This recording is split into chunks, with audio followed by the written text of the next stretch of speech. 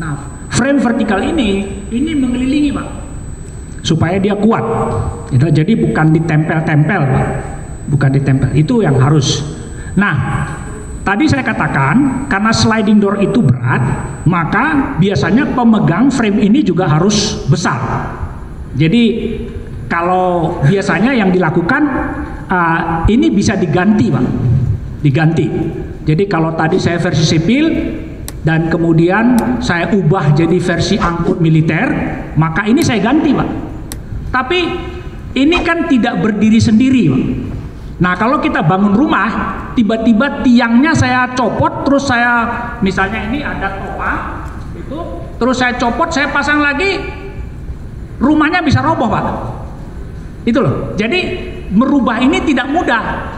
Jadi saya harus berpikirkan dari awal, kalau ada kemungkinan ini akan diubah, maka ini harus dipikirkan dari awal. Nah yang repot lagi adalah mari bersatu seluruh rakyat Indonesia melawan menekan. Hai guys, jangan lupa tonton sampai habis agar tidak gagal paham.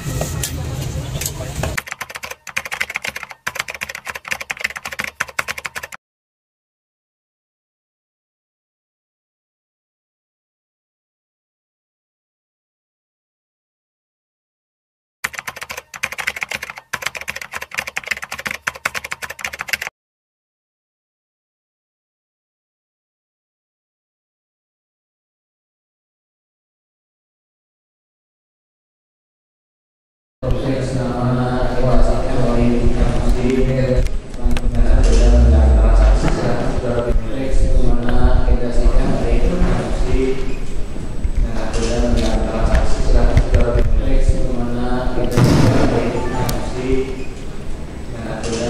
dan transaksi sudah dimiliki mana edasikan dari transaksi dan transaksi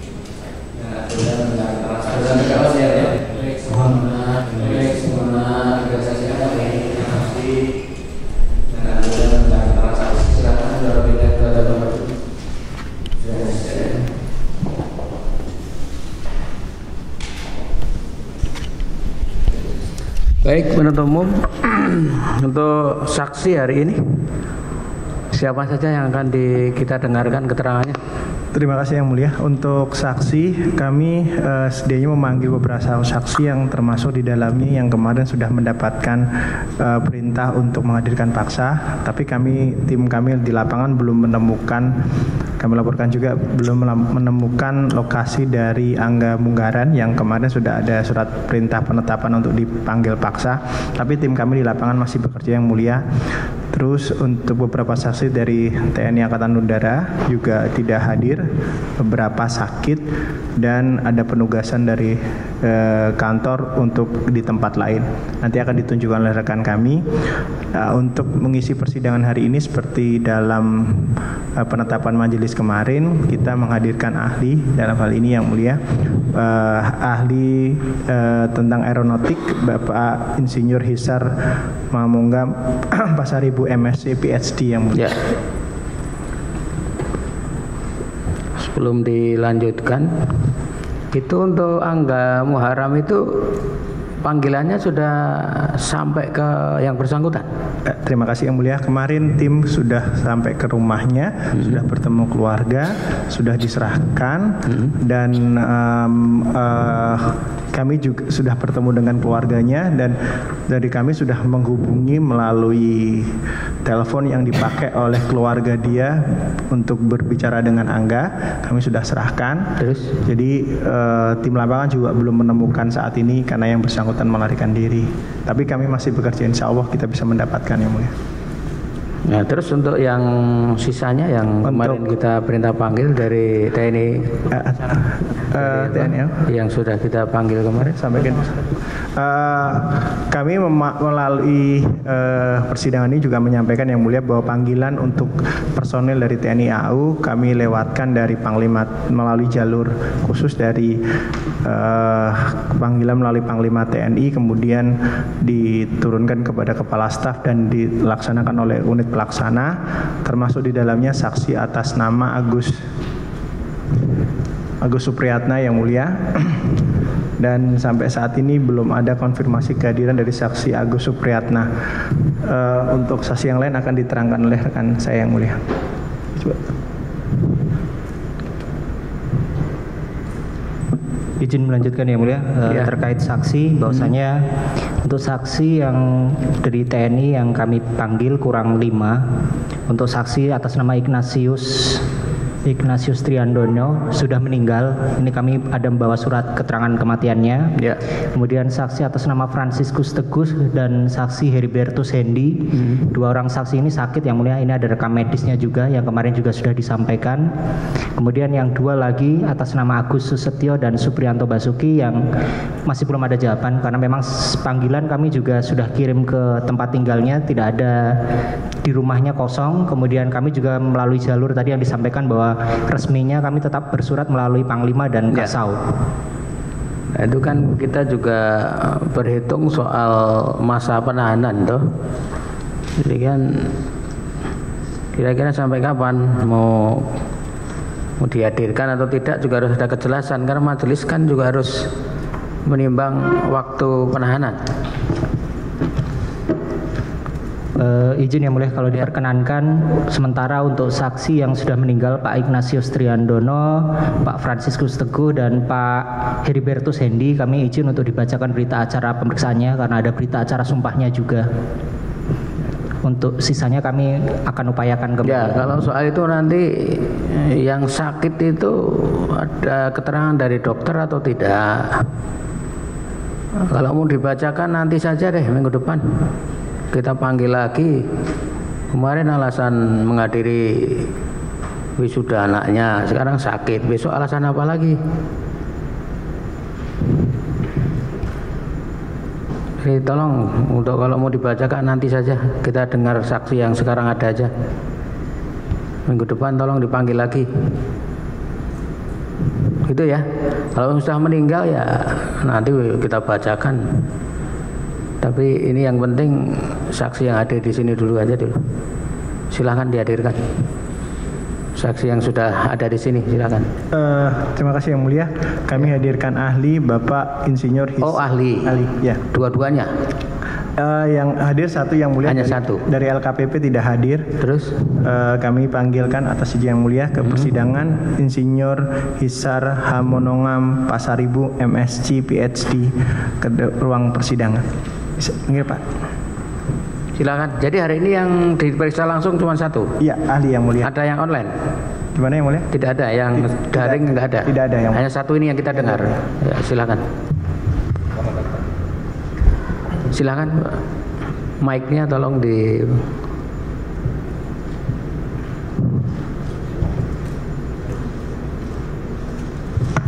sudah disumpah juga. Sudah disumpah. Belum siap disumpah.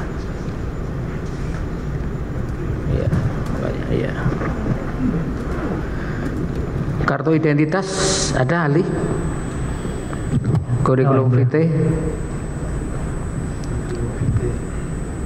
Kurikulum vitae, identitas, surat tugas.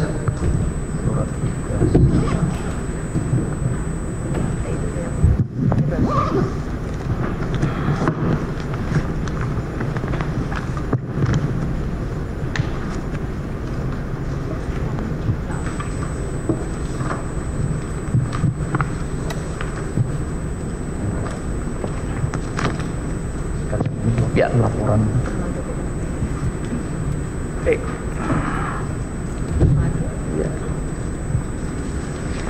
Ahli ini di BAP atau tidak? Tapi di sini Hisar Manonggam Pasaribu ya. Ya.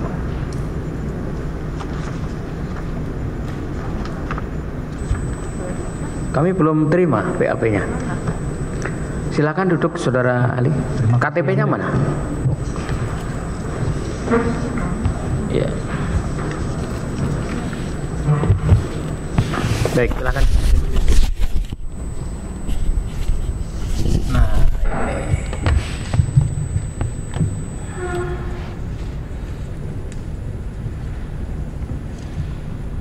Ya.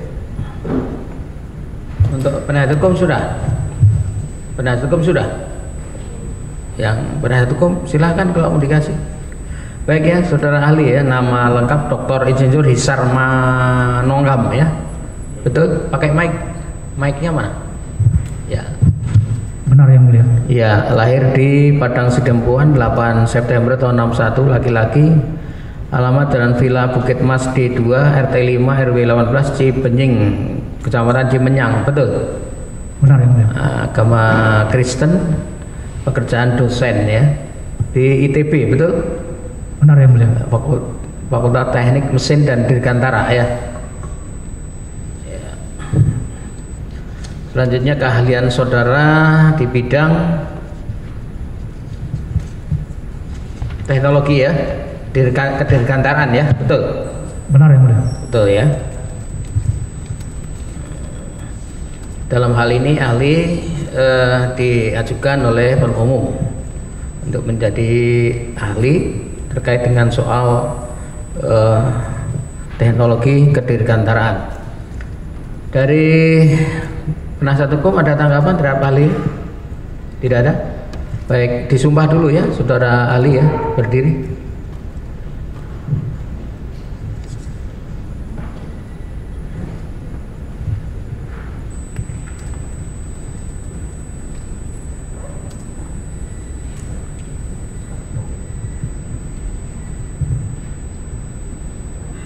Ditirukan tangan begini ya. Demi Tuhan, saya berjanji bahwa saya sebagai ahli akan memberikan pendapat berdasarkan pengetahuan atau keahlian yang saya miliki dengan sebenar-benarnya. Semoga Tuhan menolong saya. Silakan duduk. Baik, jadi ahli ya, saudara sudah disumpah dan saudara sudah sering memberikan memberikan keterangan dalam kapasitas sebagai ahli di persidangan. Untuk persidangan baru kali ini. Oh, baru kali. Tapi sebagai tim ahli di ITB sudah sering ya. Sudah beberapa kali. Baik, jadi nanti tolong saudara berikan pendapat saudara terkait dengan hal-hal yang akan ditanyakan baik oleh penuntut umum, penasihat hukum maupun majelis ya. Tentu berdasarkan yang saudara keahlian yang saudara miliki. Kalau ada pertanyaan yang di luar kompetensi saudara, saudara tegas saja, saudara tidak perlu menjawab. Siap yang mulia. Baik, silakan penuntut umum. Terima kasih yang mulia. Saya awali. Pak Hisar, saya panggil di persidangan ini sebagai ahli ya Pak. Bersedia ya? Bersedia. Oke. Tadi ahli menerangkan bahwa ahli di bidang aeronautik, betul ya? Benar. Oke. Bisa disampaikan latar belakang keahlian ahli sebagai seorang ahli aeronautik, dalam hal ini pendidikan dan pengalaman ahli di bidang aeronautik. Ya, terima kasih. Ya, saya lulus dari ITB S1 Sarjana Teknik, jurusan mesin, spesialisasi teknik dirgantara atau waktu itu teknik penerbangan. Kemudian saya melanjutkan ke Inggris S2, mengambil Magister of Science, Master of Science di bidang Aerospace Vehicle Design, perancangan pesawat udara. Setelah itu saya melanjutkan dan mendapat gelar doktor PhD dalam bidang aeronautika dari Cranfield Institute of Technology dari Inggris. Nah, sebelum berangkat ke Inggris, saya bekerja di PT Dirgantara Indonesia sebagai design engineers. Di situ saya bekerja merancang, bangun pesawat udara sayap tetap. Kemudian setelah kembali dari Inggris, saya melanjut di PT Dirgantara Indonesia dan juga tahun 93 terlibat dalam perancangan dan analisis dari helikopter. Nah, sebagai dosen di Teknik Dirgantara, saya mengajar desain, operasi, dan perawatan pesawat udara. Dan juga sebagai konsultan profesional di beberapa perusahaan Nah, dalam hal ini saya pernah menangani beberapa kasus helikopter. Nah, saat ini sejak 2014 saya juga sebagai investigator di Komite Nasional Keselamatan Transportasi, di mana kami mempelajari dan mengkaji kecelakaan-kecelakaan pesawat udara, baik pesawat bersayap tetap atau fixed wing maupun pesawat bersayap rotary seperti helikopter. Terima kasih Ali. Lah, saya lanjutkan. Tadi Ali sudah menerangkan tentang jalur pendidikan dan jalur pengalaman. Tadi Ali karena masih menerangkan dengan pesawat, apakah ilmu dan kajian Ali termasuk di dalamnya pesawat itu berjenis sayap tetap atau dan juga berjenis rotary wing yang dioperasikan di helikopter? Ya, terima kasih. Ya, mengenai ini saya sebenarnya mengerjakan dua-dua, Pak. Jadi sebenarnya sayap tetap dan sayap rotary itu memang ada sedikit perbedaan, tetapi intinya ini hanya barang yang terbang. Jadi beroperasi dengan bagaimana bergerak di udara. Jadi secara umum mirip, walaupun ada yang sedikit agak spesifik di helikopter yang mungkin tidak ada di dalam pesawat bersayap tetap. Tetapi beberapa prinsip-prinsip umum ini juga sebenarnya ditemukan pada beberapa sistem yang ada di dalam pesawat udara, di dalam seperti mesin misalnya, itu adalah boleh dibilang sama dengan rotary, walaupun fungsinya hanya untuk propulsion, tetapi tidak untuk mengangkat pesawat. Tapi pada prinsipnya kita sama, dan ketika di ITB kita juga mengajar keduanya. Jadi tidak ada perbedaan, dan jadi saya pikir saya cukup kompeten untuk mengkaji dari sisi helikopter juga. Terima kasih ahli.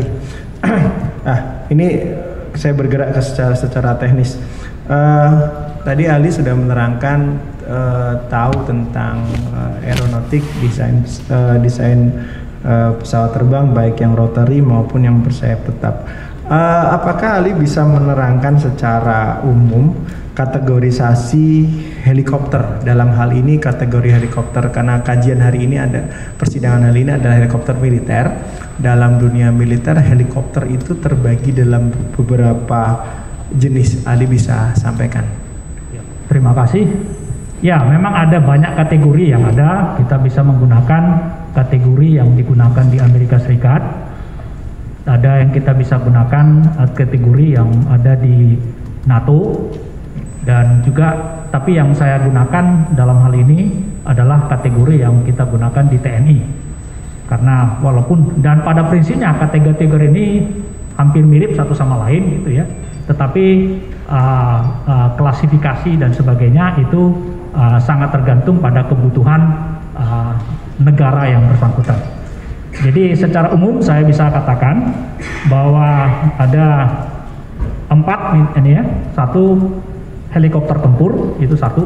Yang kedua adalah helikopter angkut yang bisa diklasifikasikan sebagai helikopter angkut berat.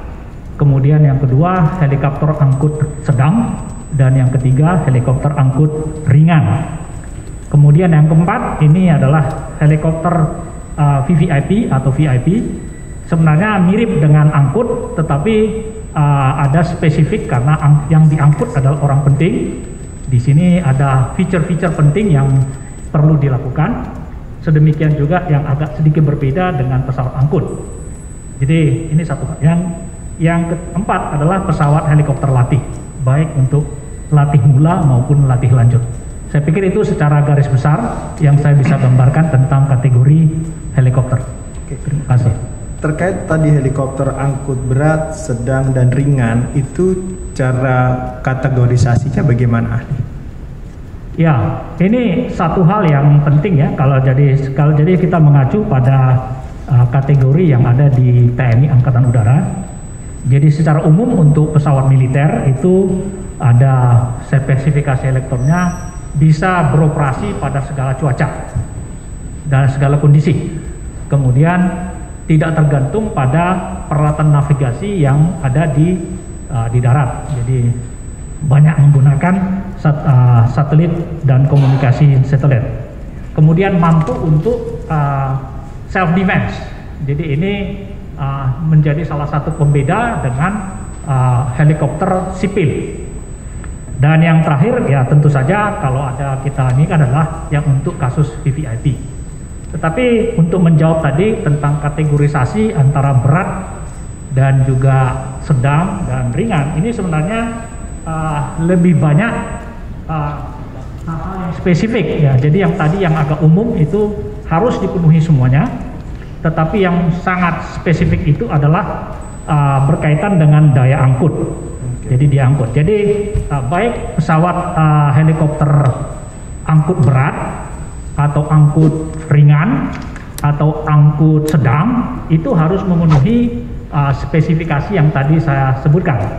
Tetapi sebagai tambahan itu jadi dia harus bisa mampu self defense, dia harus bisa boleh tidak tergantung pada peralatan navigasi yang banyak digunakan oleh sipil di darat, kemudian harus mampu terbang untuk berbagai cuaca dan kondisi, itu harus dipenuhi. Tetapi untuk yang berat itu sangat tergantung.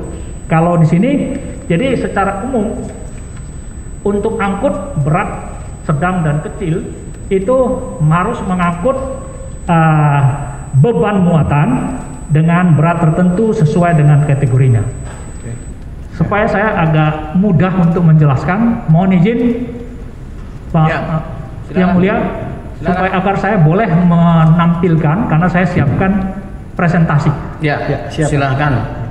Justru saudara kan ada di sini agar memberikan keterangan atau pencerahan sejelas-jelasnya. Kalaupun mau pakai berdiri silahkan. Oh iya. Untuk Terima kasih. Saudara menjelaskan. Atau maskernya bisa dibuka. Ya. Silahkan. Terima kasih Yang Mulia. Ya. Mungkin yang berikut ada next. Terus lagi. Terus lagi. Terus lagi. Terus. Mohon maaf Yang Mulia, ini ya tidak urut karena tergantung pada pertanyaan. Ya. Silakan terus. Sorry.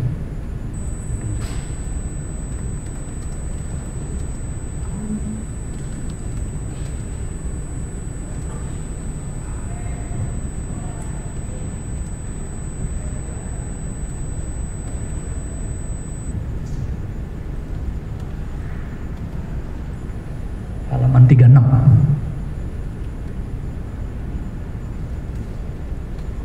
Ya. Kalau bisa di slideshow biar agak besar. Terima kasih.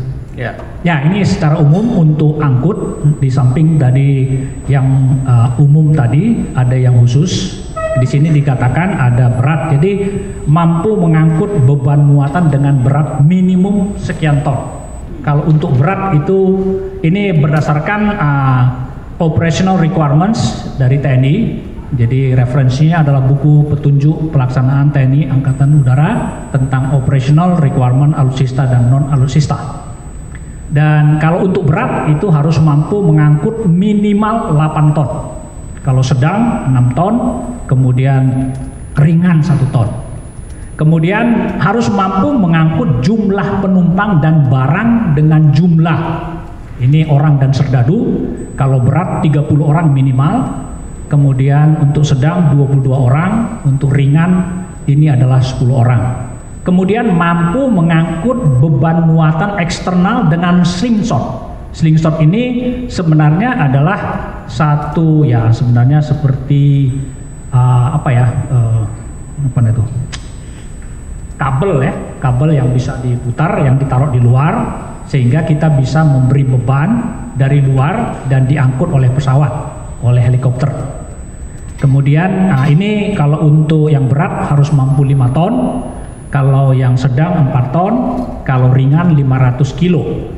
Kemudian yang juga penting adalah dapat menjalankan misi search and rescue, jadi pertolongan dan perbantuan untuk keselamatan, baik untuk operasi militer maupun sipil dan melakukan misi medevac, jadi pengungsian medis yang dengan jumlah sekian penumpang pasien. Dan di sini kalau untuk berat harus bisa mengangkut kira-kira 18 orang dengan tandu stretcher. Jadi stretchernya harus tersedia di dalam pesawat dan kemudian atau minimal ada tempat untuk menyediakan stretcher itu. Kemudian yang pasien duduk 6 orang. Kemudian untuk yang sedang itu 6 orang yang dengan tanduk dan 4 orang dengan duduk, dan yang ringan 4 orang dengan tandu atau stretcher dan 2 orang dengan yang duduk. Saya pikir ini secara umum yang saya bisa sampaikan. Terima kasih. Oke. Ahli, terima kasih atas penjelasannya tadi terkait dengan kategorisasi. Nah, dalam dunia aviasi dan industri, ahli kan juga sudah pernah bekerja di IPTN. Apakah sebuah manufaktur ketika memproduksi produk entah pesawat, entah bersayap, tetap rotary, apakah biasanya mereka sudah mendesain sebuah produknya itu dan dibagi dalam bentuk varian-varian jenis dari produknya? Ya, terima kasih. Mungkin ada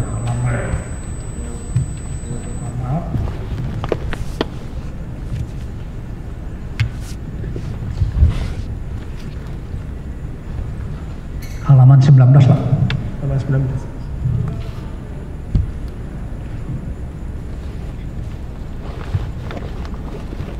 Ya, ini proses secara umum tentang ranca bangun dan sertifikasi. Jadi saya jelaskan di situ. Ya, di situ ada tahap requirements. Jadi kita sudah tahu. Nah, biasanya satu industri ketika dia memikirkan satu pesawat, dia sudah memikirkan variasi.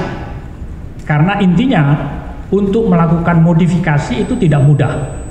Dan ini satu standar. Dan kemudian dia akan masuk dalam proses desain, baru kemudian dia menyiapkan prototype production di situ. Jadi menyiapkan prototipenya. Nah, di dalam proses ini akan ada proses sertifikasi. Nah, sertifikasi ini oleh otoritas kelaikudaraan, di militer itu oleh saya sudah lupa nama yang asli karena baru diganti, tapi dulu dipanggil itu Indonesian Military Aviation Authority, IMA, yang sekarang namanya sudah tidak terlalu ingat ya. Kemudian kalau di sipil oleh Direktorat Sertifikasi Kelayakan Udara untuk Indonesia. Jadi mereka akan meriksa apakah desainnya sesuai memenuhi persyaratan kelaikudaraan, persyaratan keselamatan. Kemudian apakah produk yang dibuat ini persis seperti desainnya, itu satu. Nah, di sini ada namanya nanti conformity inspections. Nah, setelah itu kemudian akan ada pengujian bahwa pesawat ini memang memenuhi persyaratan keselamatan. Nah, salah satu yang pengujian yang agak berat itu adalah pengujian terbang, dan itu bisa tergantung pada pesawatnya dan kecanggihan dari teknologi itu bisa ribuan terbang dan memakan waktu agak lama ya. Biasanya mungkin hanya kira-kira sekitar 1 tahun di press. Nah, setelah itu akan dapat type certification. Nah, setelah ini dapat, maka industri itu bisa melakukan serial production, jadi produksi secara massal. Itu yang saya katakan di sana, Prof. Dan bersamaan itu mungkin customer sudah dapat pesawatnya dan dia bisa melakukan operasi. Tetapi di sisi lain bisa saja ada kemungkinan customer itu membutuhkan modifikasi khusus. Jadi ada seperti itu. Nah, itu nanti akan diterangkan sehingga kita akan ada yang hijau itu modification dan production changes. Nah, biasanya kalau itu minor tidak terlalu besar perubahannya, baik dari segi berat maupun dari segi kekuatan struktur atau prestasi terbangnya tidak terlalu jauh daripada sebelumnya, maka biasanya ini minor. Tetapi ada juga yang diklasifikasikan sebagai major. Nah, kalau ini major, biasanya modifikasi ini membutuhkan waktu yang lebih lama. Jadi, nah oleh karena itu biasanya manufacturer itu sudah memikirkan karena berpertimbangkan bahwa pesawat ini akan memenuhi berbagai kebutuhan yang berbeda-beda. Khususnya untuk militer, ini menjadi sesuatu yang sangat penting karena tidak banyak angkatan udara, masing-masing angkatan udara itu punya. Apakah masih perlu berdiri? Oh, sorry Pak. Ya, kalau takut saudara nanti kecapean. Wah, terima kasih Pak. Nah, boleh. Jadi kalau memang saudara memerlukan untuk berdiri silakan. Kalau waktunya duduk silakan gitu ya. Ya, terima kasih. Tergantung kebutuhan saudara ahli ya. Ya, jadi dalam hal ini untuk angkatan udara biasanya persyaratannya sangat-sangat spesifik karena kebutuhan atau bahkan postur dari angkatan udara masing-masing atau ini agak berbeda sehingga biasanya manufacturer itu sudah mikir mungkin ini supaya memudahkan dari segi biaya bagaimana membuat satu konfigurasi desain dari pesawat yang bisa memenuhi banyak fungsi itu kira-kira. Nah ini, tetapi tentu saja ini tidak mudah, ya, tidak mudah dilakukan. Saya pikir itu saja yang saya bisa sampaikan saat ini. Ya, terima kasih ahli. Tadi penjelasan ahli bahwa dalam dunia aviasi itu sudah diatur tentang kategorisasi dan itu sangat strict ya ketika akan ada perubahan maka harus ada sertifikasi. Ya. Betul ya ahli. Lah. Untuk terkait tadi, apakah dalam menjual produknya sepengetahuan ahli, apakah manufaktur itu juga akan membuatkan tadi varian-varian ketika dia akan menjualkan produknya, entah helikopter, entah pesawat, apakah dia sudah menentukan sendiri berdasarkan tadi desain dan sertifikasinya tentang varian-varian dari produknya. Varian ini terkait dengan fungsi dan fungsi dari produk yang akan ditawarkan kepada customer. Apakah seperti itu? Ya, terima kasih. Jadi untuk varian-varian ya terus terang memang ini saya pikir industri ini kan bisnis Pak ya. Jadi ingin supaya lebih banyak laku ya. Nah tentu saja apakah laku atau tidak ini kesuksesan secara komersial itu tergantung apakah kebutuhan customer itu dipenuhi. Nah seperti saya katakan tadi kebutuhan customer bisa beragam-ragam. Jadi tetapi di sisi lain pengembangan produk yang bisa menjawab semua ini apa ya agak susah karena di satu sisi bisa jadi sangat mahal. Yang kedua, di sisi lain mungkin banyak yang harus dikorbankan. Jadi kalau saya membuat satu helikopter yang can do everything lah, gitu ya, itu akan jadi sangat mahal, sangat mahal. Dan karena sangat mahal, belum tentu akan laku. Karena usernya itu atau customer akan mikir kalau saya mahal, sementara saya tidak punya ingin semua fungsi itu jadi satu hal. Tetapi oleh karena itu pada waktu kita berpikir tentang requirements ini sudah ada diskusi dengan pihak customer kira-kira apa yang dibutuhkan. Jadi dan bagaimana supaya dengan biaya dan waktu yang lebih singkat itu kita bisa menyediakan satu produk yang bisa menjawab sebagian besar kebutuhan. Dan kalaupun tidak bisa menjawab, maka kita menyiapkan varian dari awal. Itu satu langkah. Langkah kedua adalah bahwa ini akan pengembangannya dilakukan bertahap. Jadi saya mengembangkan satu mungkin basic aircraft, satu pesawat tertentu.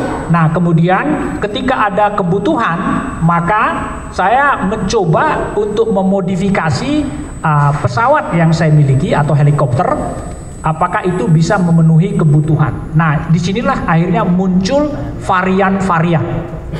Jadi ada yang pertama sudah dipikirkan di awal, yang kedua adalah ini dipikirkan berdasarkan kebutuhan di kemudian hari. Ya, kan? Jadi itu satu. Tapi apapun langkah pertama atau yang kedua, maka biasanya kembali dengan alasan bahwa ini waktunya lama dan mahal, maka biasanya industri itu sudah harus memikirkan, kalaupun nanti ada permintaan, ada varian yang diinginkan oleh customer yang agak berbeda, bagaimana saya bisa menjawabnya sebanyak mungkin dengan apa yang saya sudah miliki saat ini. Ini kira-kira seperti itu, Pak. Jadi ya ini kan karena supaya ya jangan saya harus membayar dan menghabiskan waktu yang cukup lama untuk melakukan pengembangan baik dari segi desain dan produksi. Oke. Nah, artinya produsen sudah membuatkan varian sesuai dengan apa yang diminta oleh customer ya. Oke.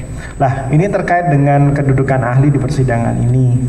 Maka apakah ahli pernah diminta oleh KPK untuk melakukan survei pemeriksaan fisik atas helikopter dalam perkara ini, yaitu helikopter AB101-646 serial manufaktur serial number MSN 50248 di hanggar Squadron Tech 021 Halim Perdana Kusuma. Apakah Ali pernah melakukan pemeriksaan terhadap helikopter ini? Ya, terima kasih. Mengenai apakah saya pernah diminta, ya, saya tidak sendiri karena tim ahli ITB yang ditunjuk itu ada terdiri dari 7 orang.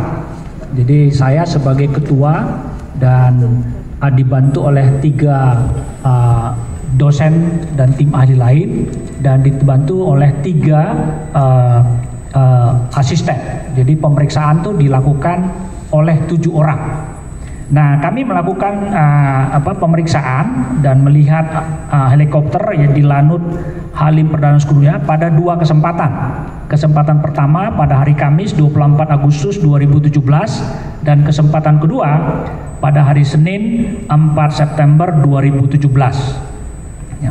Nah, kenapa 2 kali? Karena survei yang pertama ini adalah survei awal di mana kami sudah menyusun hal-hal yang kami ingin ketahui dan daftar pertanyaan yang kami harus jawab, dan setelah itu kami kembali dan mengkaji dan melakukan analisis awal, tetapi kemudian kami menemukan bahwa ada beberapa hal yang perlu penelitian lebih lanjut, oleh karena itu kami melakukan survei yang kedua.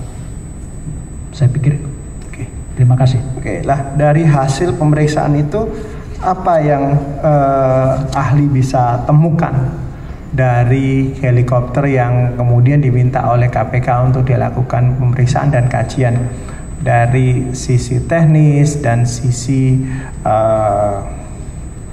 kelengkapan maupun tentang sejarah dari helikopter ini, Adi bisa sampaikan? Ya.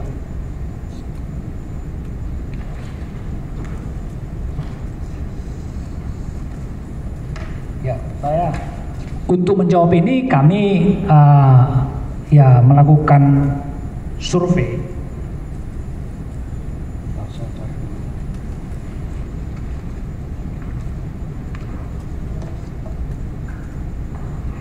Oke. Halaman 17, Pak. Ya.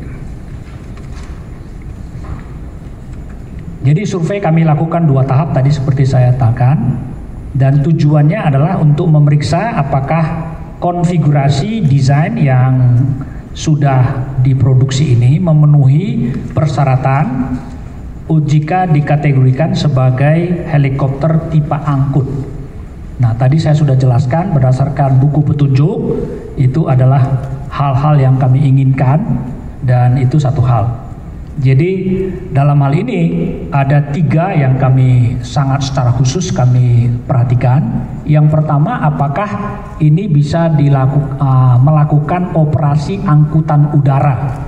Jadi untuk angkut, dalam hal ini mengangkut orang, mengangkut barang, dan sebagaimana layaknya pesawat helikopter angkut.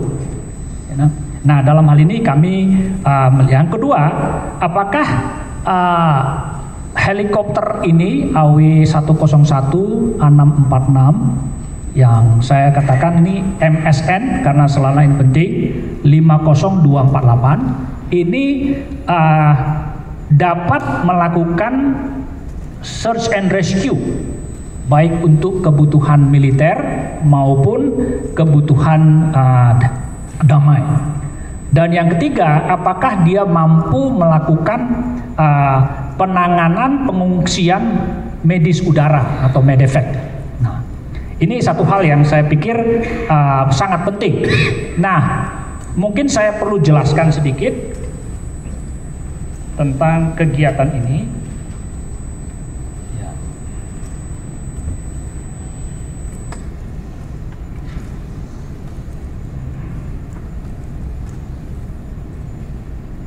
Oke, mungkin harus dari segi kesesuaian fungsi, halaman 35, Pak.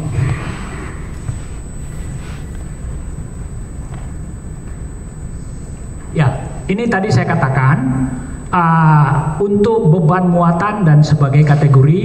Nah, karena di dalam angkutan kontrak ini tidak jelas, Pak. Jadi apakah ini sedang, berat? Untuk itu kami saat ini menunda dulu, nanti saya akan bisa jawab itu ya hal ini. Tapi dari sisi yang penting itu adalah kemampuan untuk search and rescue dan untuk medevac. Nah, yang saya katakan di situ adalah, nah di dalam hal ini fitur yang sangat penting di dalam medevac ini adalah tersedianya yang namanya itu pintu yang cukup besar, yaitu ya. Dan pintunya itu dari standar yang berlaku adalah pintu geser, ya, bukan pintu yang seperti biasa di pesawat sipil, kemudian ada tangga, ya, itu satu hal. Yang kedua adalah kemampuan untuk menyediakan yang pintu besar pada bagian belakang, itu yang kita sebut sebagai rem door. Nah, dalam hal ini saya ingin menjelaskan kira-kira seperti mungkin halaman berikut, Pak.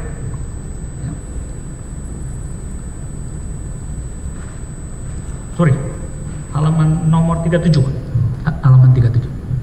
Ya, ini saya cuman dikit. Jadi yang ekspektasi yang saya bayangkan ketika bicara tentang AW101 itu yang sebelah kiri, Pak. Itu yang diekspektasi yang saya harapkan. Karena itulah yang memenuhi dari penelitian kami adalah konfigurasi AW101 yang memenuhi fungsi sebagai alat angkut militer. Jadi di situ kalau kita lihat di situ adalah ada pintu yang tampak luarnya, itu pintu sebelah kiri, itu starboard, itu bisa digeser, bukan dibuka dan tidak ada tangga. Jadi digeser ke samping. Itu yang satu. Yang kedua ada pintu yang sangat besar dan pintu itu bisa dibuat sebelah kiri dan sebelah kanan. Ini adalah versi AW101 yang versi alat angkut helikopter angkut militer. Ini yang saya harapkan. Nah, yang sebelah kanan ini yang terjadi, yang kami temukan. Pintunya adalah pintu dengan tangga. Nah, dengan tangga. Kenapa ini tidak cocok untuk evakuasi medis dan tidak cocok untuk fungsi SAR? Karena ini akan mengganggu operasi.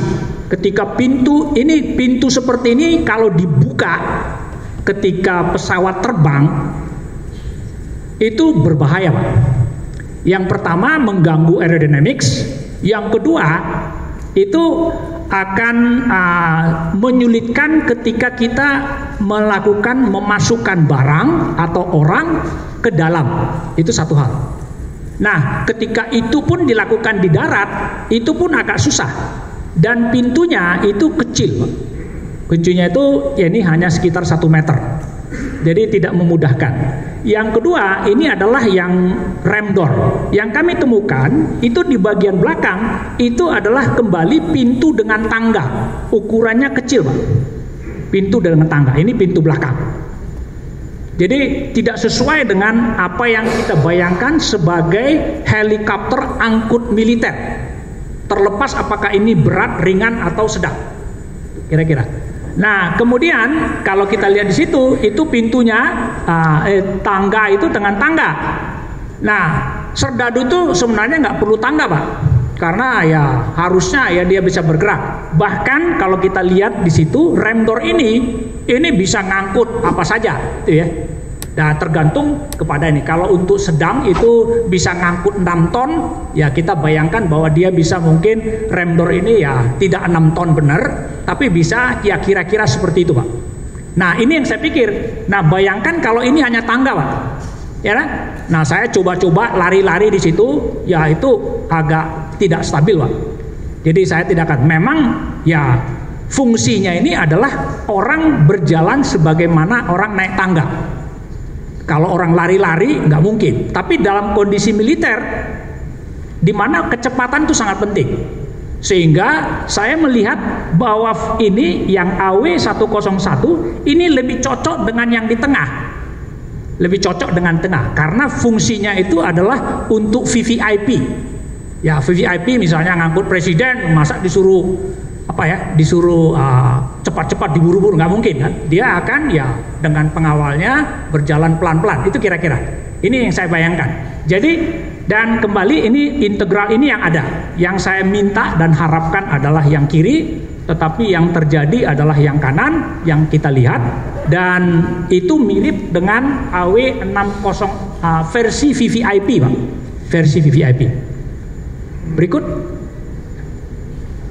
Nah, ini pintu samping. Pintu samping ini juga penting. Ini yang sebelah kiri tadi saya sudah terangkan. Kemudian yang sebelah kanan ini juga besar, Pak. Kenapa? Karena biasanya sebelah kanan itu kita pakai dengan sling. Itu satu hal. Jadi kita mungkin angkut beban yang lebih berat, kita bisa melakukan dengan sling, kita menurunkan kabel itu untuk bisa ngangkut dan orang itu bisa diangkut sehingga bisa membantu dalam kebutuhan SAR. Itu yang kita lihat. Jadi kita lihat di situ ini adalah yang ada sliding, juga sliding. Kenapa ini penting sliding? Karena sliding door itu selalu sejajar atau safe levelnya sama dengan lantai, Pak. Jadi pintu-pintu kita itu selalu sejajar dengan lantai, sehingga ketika saya keluar pintu saya nggak perlu harus berpikir jangan saya sampai ini, Pak. Nah, yang terjadi kalau kita lihat di situ yang sebelah kanan itu pintu sampingnya itu di atas lantai, Pak. Jadi kalau kita mau keluar kita harus mengangkat kaki, Pak, seperti itu. Nggak bisa langsung. Ini satu hal. Ini yang terjadi di dan kembali lagi ini lebih mirip dengan versi VVIP. Itu saya pikir itu yang sangat krusial ya yang kami temukan, bahwa ini jadi tidak cocok sebagai helikopter angkut militer. Terima kasih.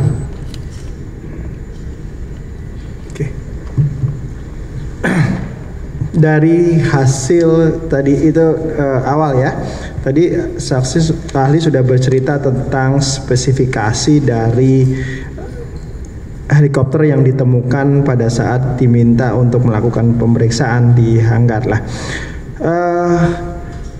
Tadi saksi ahli menerangkan bahwa untuk produsen helikopter biasanya membuat varian-varian. Nah, terkait dengan helikopter Agusta-Westland ini, apakah Agusta-Westland mempunyai varian-varian helikopter yang diproduksi khusus untuk misi-misi tertentu?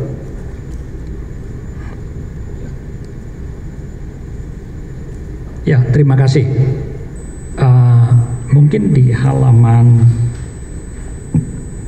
halaman 12, slide 12. Mohon izin saya minum dulu. Ya, silakan.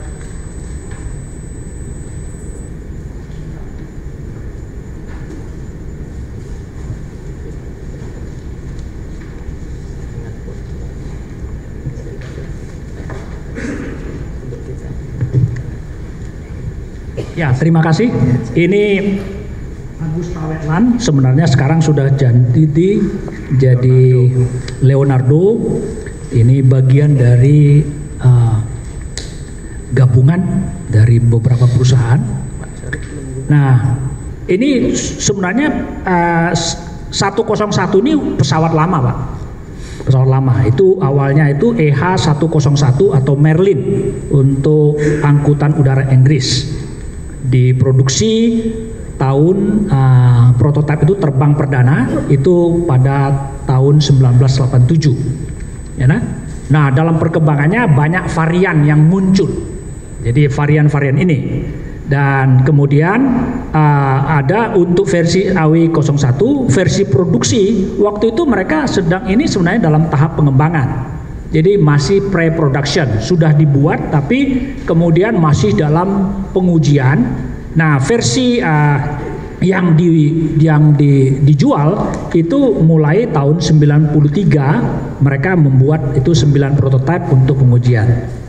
Kemudian dioperasikan pertama kali AW101 pada tahun 1999. Kemudian tahun 2007 ganti nama jadi AW karena diakuisisi oleh Agus Tawesland. Berikut. Oke. Nah, di dalam perkembangannya ada banyak varian. Nah, saya akan jelaskan sedikit karena ini sangat penting nanti menjabarkan bahwa varian yang diminta oleh TNI AL ini sebenarnya sudah secara garis besar sudah diakomodasi oleh varian lain yang bukan 646. Itu, Pak. Jadi, nah ini varian 1 itu versi saya kasih seri 100 1XX karena itu bisa aja dipesan jadi 121, bisa jadi 11, tapi intinya ini sama karena itu. Ya. Jadi ini adalah konfigurasi untuk misi anti kapal selam dan anti submarine warfare. Nah, ini kira-kira. Jadi ini dilakukan. Kemudian, nah kalau kita lihat dari gambar-gambar ini, semua varian AW101 seri 100 ini memiliki rem door pada bagian belakang dan sliding door. Semuanya, Pak. Ya, nah sehingga kalau saya bayangkan ya kalau TNI mau ya sebenarnya ini cocok. Ya, ini saya pikir, ini dalam bayangan saya. Yang kedua ini adalah seri 300 yang next. Nah, ini saya tidak dapat gambar, tetapi dari keterangan ini seri untuk konfigurasi angkut untuk sipil, Pak, bukan untuk militer. Dan dari keterangannya tidak dilengkapi dengan rem door pada bagian belakang. Dan ini hanya diproduksi untuk pemerintah sipil Italia. Jadi saya tidak menemukan gambar, saya coba cari-cari. Dan yang berikut ini adalah seri 500. Nah, ini adalah helikopter AW1 dengan konfigurasi dan misi angkut militer. Jadi kalau sebenarnya ini yang saya bayangkan akan diterima oleh TNI AU. Kira-kira seperti itu. Nah, semua kalau kita lihat di dalam versi itu baik seri 500, 510, 511, 512, 514 semuanya dilengkapi dengan sliding door yang tadi saya sebut, semuanya dilengkapi dengan rem door. Jadi dari awal sudah punya, Pak. Itu kira-kira. Bukan sesuatu yang ditambahkan kemudian atau diubah belakangan. Nah, kemudian yang terakhir adalah seri 600. Ini A6XX termasuk A646 yang diterima oleh TNI. Nah, varian ini sebenarnya konfigurasi VVIP, Pak. Jadi VVIP baik A641, A643. Nah, yang sekarang kita juga A646. Jadi semua yang 6 ini adalah versi versi angkut VVIP. Nah, sebagai VVIP, rem door-nya nggak perlu, Pak. Sliding door nggak perlu. Kenapa ini perlu? Karena sliding door dan rem door ini berat, Pak. Jadi nggak perlu, ngapain saya mengorbankan berat semakin banyak, sehingga sementara saya bisa menghemat dan menggunakan berat yang saya angkut itu untuk keperluan lain. Kira-kira seperti itu, itu dalam bayangan saya. Itu kira-kira. Jadi dari sisi ini ada sekian banyak varian. Nah, varian yang cocok itu sebenarnya yang varian 5, bukan yang 500, bukan yang 600. Baik itu 641, 643 atau 646.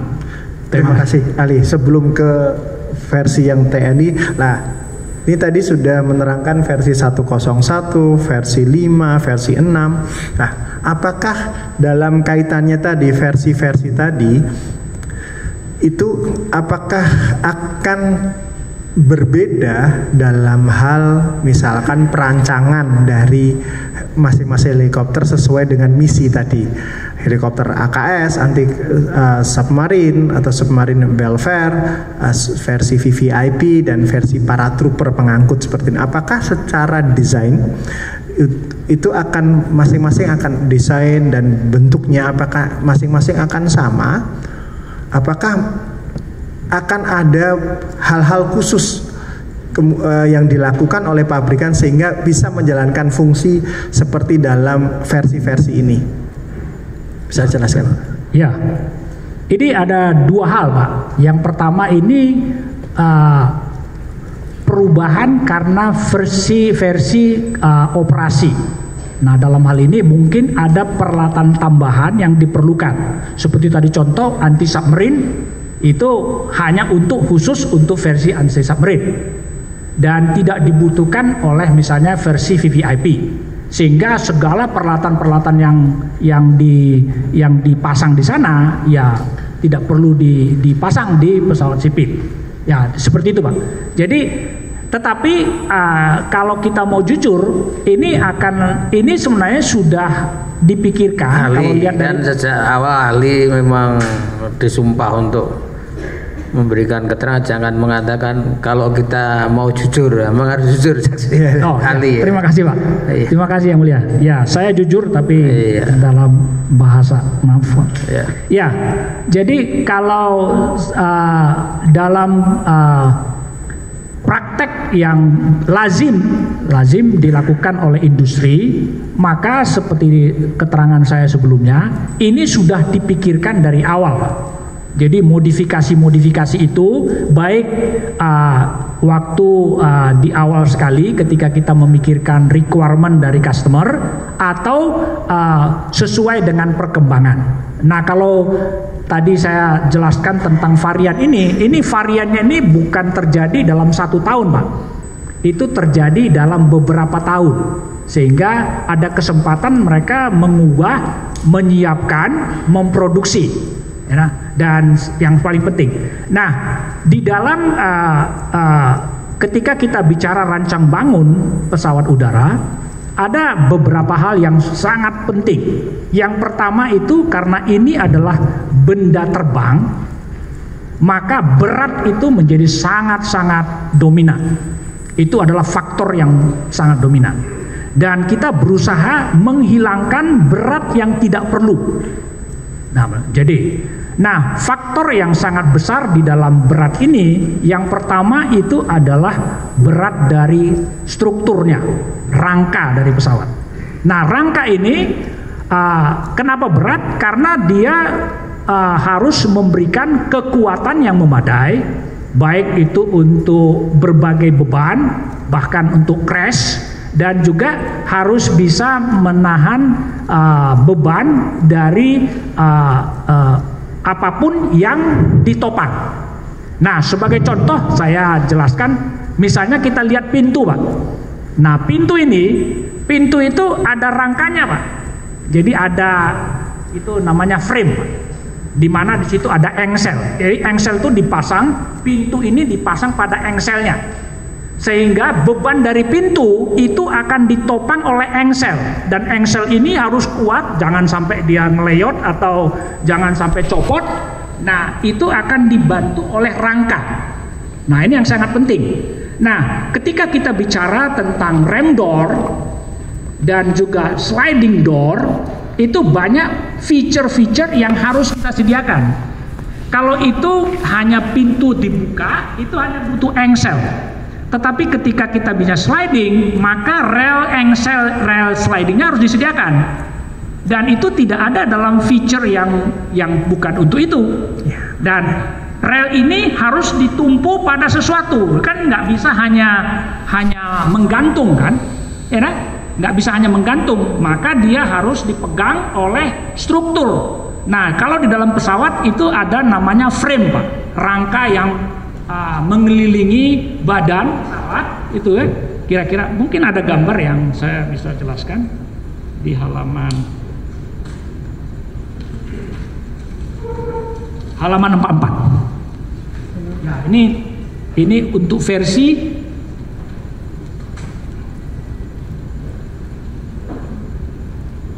nah, ini Pak. Jadi di dalam pintu ini dipegang oleh frame, Pak, yang ya,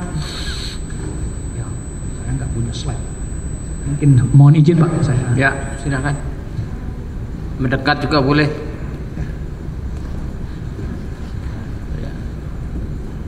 Ya, ini ada frame yang vertikal.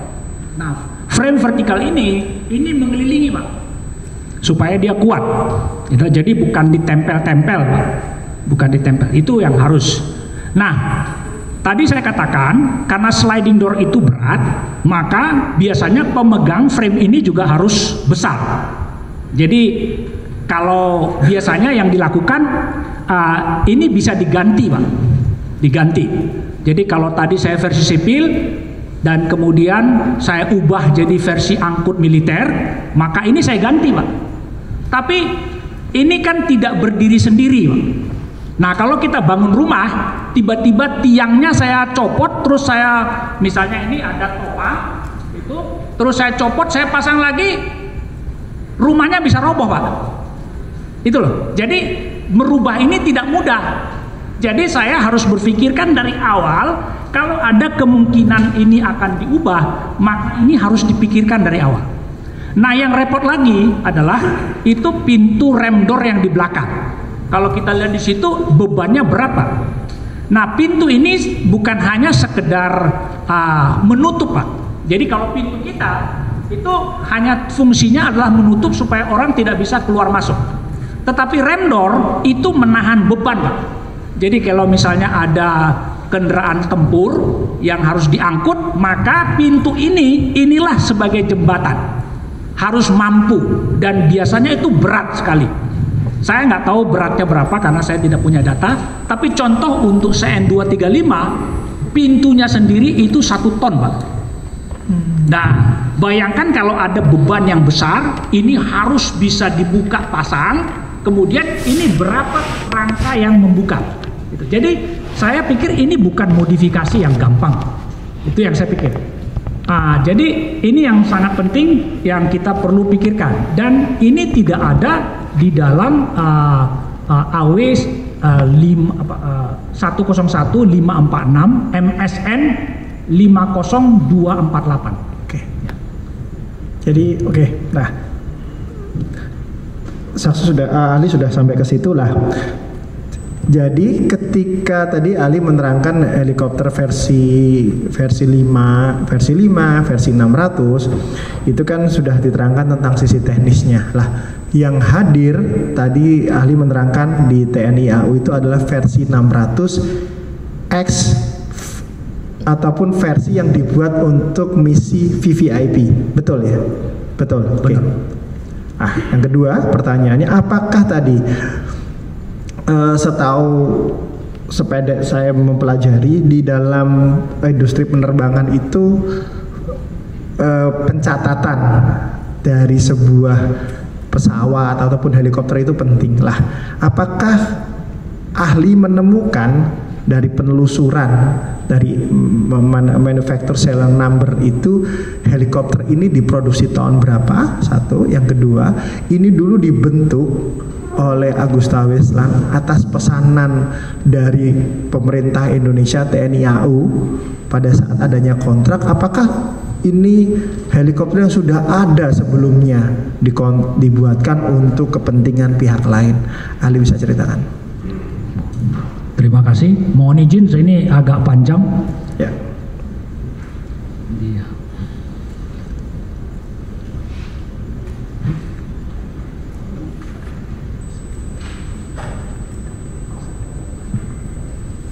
Ya, terima kasih. Halaman 20 ini, mohon maaf, ini akan sangat panjang.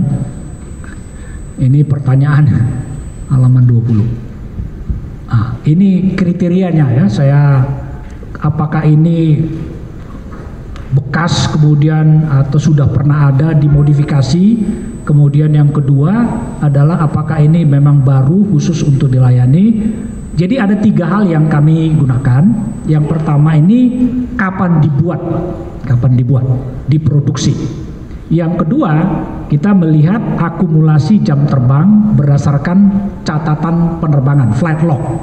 Dan kami berharapkan kalau baru, maka flight akumulasi ini tidak banyak.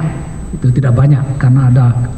Jadi standar yang biasa, yang umum itu kira-kira mungkin ya maksimum 30 jam. 30 jam. Ini kira-kira. Yang ketiga, ini sejarah penggunaan atau modifikasi pada pesawat udara. Oke. Next slide. Nah, tahun pembuatan ini penting. Kenapa? Ada 2 alasan. Yang pertama ini masalah perawatan. Kalau ini bekas, biasanya perawatan itu untuk pesawat udara diukur dari 3. Yang pertama itu akumulasi jam terbang, flight hours. Yang kedua adalah akumulasi dari cycles. Cycles ini dihitung satu waktu dia take off kemudian sampai dia landing, itu 1 cycle. Jadi bisa saja penerbangannya lama sehingga walaupun 1 cycle tapi terbang bisa 3 jam, bisa 6 jam. Tapi bisa juga dalam 6 jam saya terbang berkali-kali, masing-masing cuma 1 jam. Jadi bisa 6 cycles tetapi flight hours atau operation hour-nya cuma 6 jam. Kira-kira. Yang ketiga ini ada calendar time. Calendar time ini penting karena ada komponen-komponen pesawat yang walaupun nggak dipakai, tapi dia aus karena waktu. Ya kan? Misalnya karet yang banyak di pesawat itu mau nggak dipakai atau enggak, maka bisanya jadi keras sehingga harus diganti. Itu kira-kira. Jadi ini yang penting. Jadi dan ini akhirnya kalau ini pesawat lama, saya tidak katakan bahwa pesawat lama itu menjadi tidak laik atau tidak selamat gitu. Tapi ini perlu perhatian. Nah, karena perawatan ini adalah beban pembeli, Pak, di kemudian hari. Jadi dia akan nanggung. Jadi maunya sih ya kalau bisa baru, itu kira-kira. Nah, dari tahun pembuatan, yang kedua adalah dari sisi kalau ini pesawat lama, saya akan kesulitan menelusuri ini pesawat dipakai apa sebelumnya, apa yang terjadi sebelumnya. Nah, ini satu contoh yang sangat penting. Nah, masalah yang baru ini adalah kecelakaan SJ182 Sriwijaya, Pak. Itu dibeli oleh Sriwijaya tahun 2012. Tetapi kepemilikan sebelumnya itu bahkan ada dari Amerika, Pak. Nah, masalah yang terjadi di SJ ini sebenarnya sudah terjadi sebelumnya, Pak. Tapi tidak ada record karena kita nggak punya akses, kan? Itu kira-kira. Nah, ini menjadi sangat penting. Jadi kalau ini kita nggak tahu gitu, kecuali pemilik sebelumnya punya rekaman catatan yang apik. Nah, itu kita bisa minta. Tapi kalau dia nggak punya catatan, ya ini resiko. Apa yang terjadi pada pesawat ini sebelumnya, we don't know. Itu kira-kira. Jadi ini kenapa ini penting? Jadi tahun pembuatan, next. Nah, kami menelusurinya begini. Ada yang penting di sini. Yang pertama itu serial number, Pak. Serial number ini adalah identifikasi untuk produk pesawat. Jadi biasanya walaupun dia sama-sama AW 6101 A646, Ketika serial numbernya berbeda, ini berarti pesawatnya berbeda. Walaupun sama-sama mirip, sama dengan misalnya kalau saya punya Kijang, ada rangkanya nomor sekian dengan rangka ini sama-sama Kijang, tapi berbeda. Jadi ini adalah kode unik.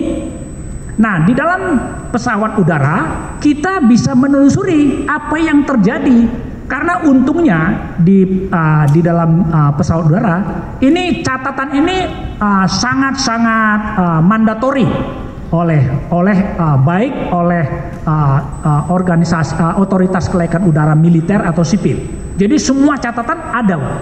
Jadi kita bisa akses apa yang terjadi pada satu produk dan apakah ini, dan kita bisa lihat karena manufacturing serial number ini akan terus sampai dia akhirnya phase out, nggak dipakai lagi.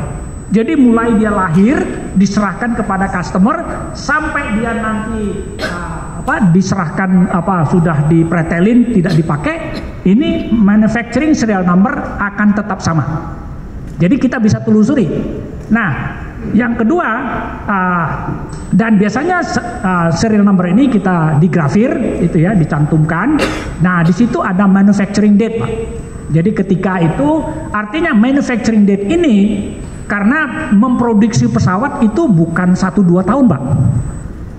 Itu bisa 5 tahun. Artinya ada komponen saya produksi 5 tahun yang lalu. Kemudian ada komponen lain yang saya produksi 4 tahun yang lalu, tetapi kemudian saya rakit, saya assembly, dan akhirnya jadi satu yang utuh. Nah, ketika itu selesai, itulah yang disebut sebagai manufacturing date untuk pesawat ini. Nah, itu kira-kira. Nah, berikutnya.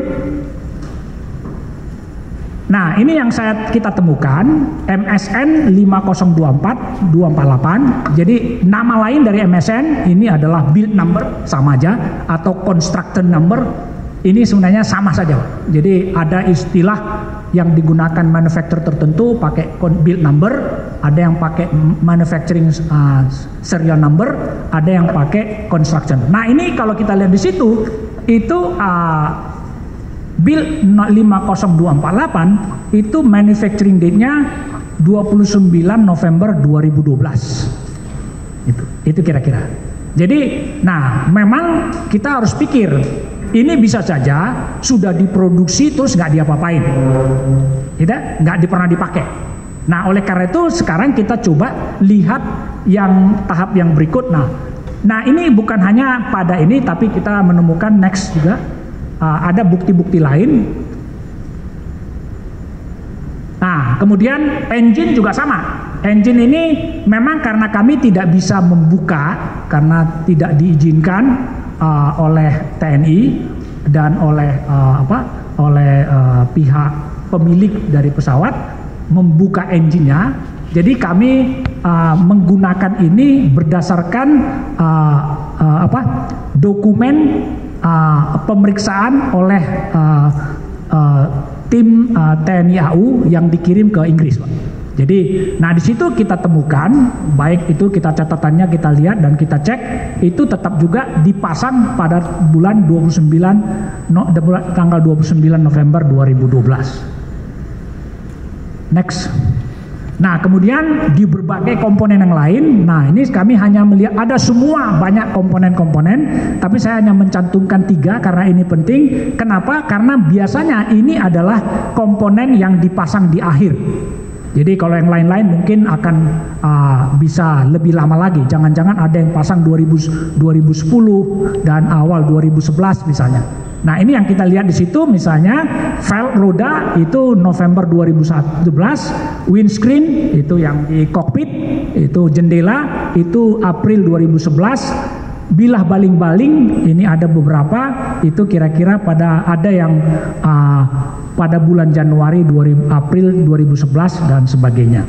Jadi ini menjawab bahwa memang meyakinkan kita memang ini sudah selesai diproduksi pada 2012. Nah, setelah itu apa yang dilakukan oleh Agusta Westland dengan pesawat ini? Ini yang menjadi sangat penting. Oleh karena itu kami meneliti flight log. Nah, akumulasi flight log. Nah, ini cukup banyak penerbangannya. Kenapa ini penting? Sebenarnya kalau pesawat baru, saya tidak perlu melakukan pengujian sebanyak ini. Karena biasanya sebelum saya accept itu diserahkan kepada customer, pemeriksaan atau pengujian itu hanya sifatnya itu hanya flight demonstration, bahwa dia bisa terbang, bisa maju dan sebagainya, atau functional check, bahwa semua sistem berfungsi sesuai dengannya. Jadi itu nggak lama-lama, Pak. Karena kalau itu lama-lama artinya saya mendapatkan pesawat yang sudah. Ini kebayang misalnya kalau kita beli mobil, Pak. Misalnya saya di Bandung, pabriknya ada di Cikarang, saya beli mobil tetapi ternyata kilometernya udah 500, Pak. Nah, itu kan nggak benar. Oleh karena itu kenapa mobil biasanya diangkut pakai truk. Jadi saya bayangkan mobil ini hanya dipakai waktu dari pabrik ke bagian distribution itu ya, dan itu mungkin memanaskan, atau dari showroom di Bandung ke rumah saya, nggak banyak-banyak gitu. Jadi kira-kira ini analogi yang cocok. Jadi saya bayangkan, dan biasanya standar itu kira-kira ya maksimum mungkin paling 30, dan kadang-kadang bahkan hanya 10 jam terbang. Nah, yang kita lihat di sini ini penerbangannya itu yang sampai itu pada 2016 Desember itu udah 119 kali, Pak. Nah, 109 kali. Ada penerbangan yang saya itu ada historinya, kami bagi, bahkan penerbangan terlama itu berikutnya. Ini adalah kami mencoba bagi periode ada 50 penerbangan. Ini kira-kira ya penerbangan paling lama itu kira-kira 6 jam, dan saya pikir dan ini adalah mungkin menguji apakah menguji atau dipakai untuk operasi yang sesuai gitu ya, memang dia. Dan berikutnya, jadi total berikutnya.